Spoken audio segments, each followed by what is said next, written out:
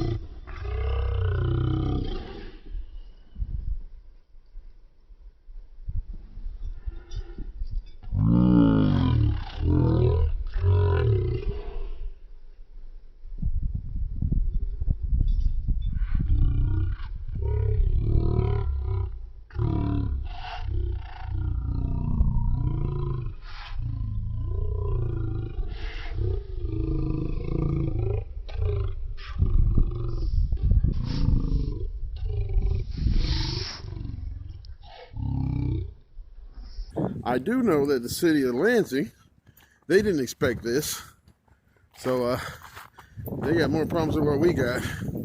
But anyway, so there you go. Over and out.